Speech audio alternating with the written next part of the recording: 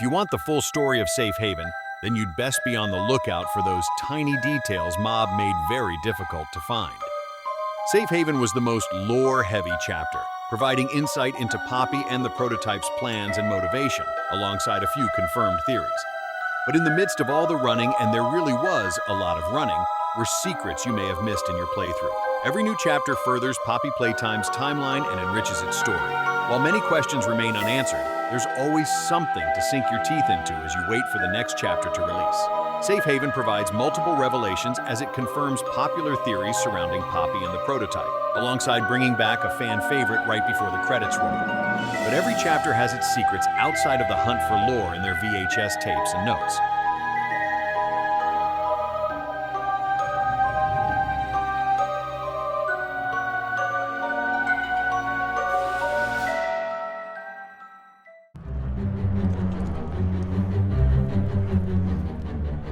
The first and obvious secret is in the Untitled tape.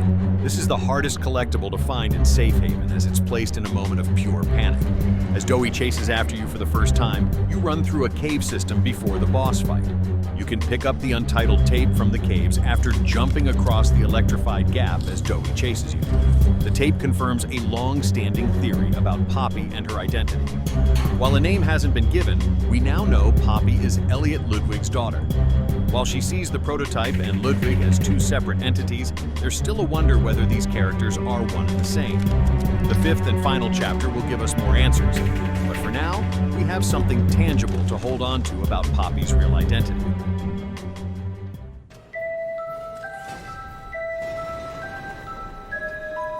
This isn't so much a secret, but it's a detail you may have missed, with the massive reveal that Huggy Wuggy survived the fall in the first chapter. We note the physical similarities between himself and his pink female counterpart, Kissy Missy. Both have lost an arm, and in a very similar way. While watching Huggy Wuggy fall to his death in the first chapter doesn't show how his arm was lost. It's possible this was the prototype's doing. He probably tried to take Huggy's body, but Huggy fought back, losing his arm in the process. His blue fur is seen in Fly in a Web, indicating he may have retreated to the labs to hide from the prototype until re-emerging at the end of Safe Haven. Huggy Wuggy's new look was foreshadowed in the first cell block as his image appeared on the whiteboard in a game of Hangman, his left arm missing, the same as seen at the end of Safe Haven. This return was foreshadowed throughout the story as seen in Safe Haven's graffiti and the moving arms in the toy graveyard, which could also allude to Kissy Missy's latest injury as she tried to save us from falling to our death. While Huggy Wuggy's return is one many were hoping for, I almost wonder if this event was real. The player is clearly terrified of Huggy as shown with Nightmare Huggy in deep sleep, but the lab's entrance is filled with rows and rows of poppies, alongside the red smoke filling the room we're in at the very end of the game. We know the player suffers from dark visions, so could Huggy Wuggy's appearance be one of these hallucinations? Maybe what we're not seeing is an injured Kissy Missy on the other side of the door. Right before Huggy Wuggy's confirmed return, you can interact with his cutout to play his voice recording. A theory I've always believed in is that the cutouts tell us the bigger body's current status.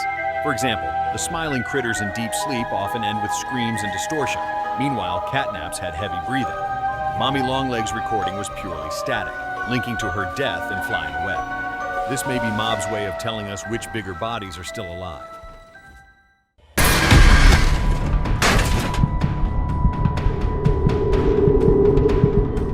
Each chapter gives us a hint towards the player's identity and their role in playtime.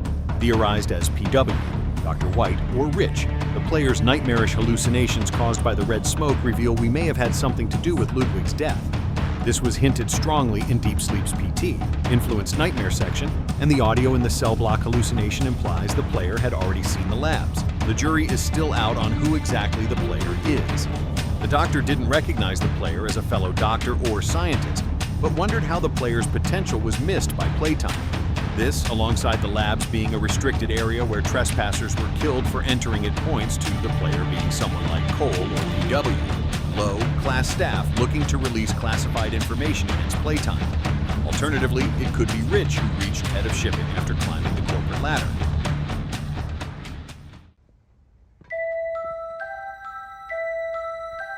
A permanent constant in Poppy Playtime isn't the bigger bodies.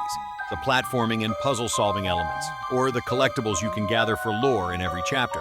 It's a singular lemon that keeps making an appearance, no matter where you are in Playtime's factory. A lemon appears, this time on the safe haven walls as graffiti with googly eyes.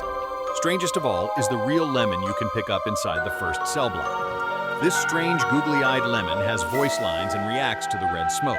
While it's unconfirmed what this Easter egg is referencing exactly, we wonder if it's an orphan's toy that may be linked to the player. You can find the lemon within the first 15 minutes of Safe Haven. It is within the first cell block you enter immediately after using the blue grab pack hand to unlock the first door. Now, on the lower deck, you use the grab pack to unlock another cell door and remove 3 wooden planks covering a hole so you can crawl through. Immediately after standing on the other side of the cell, look to the right and towards the concrete pillars near you. The lemon is here and marks the main Easter egg in Poppy Playtime, Chapter 4.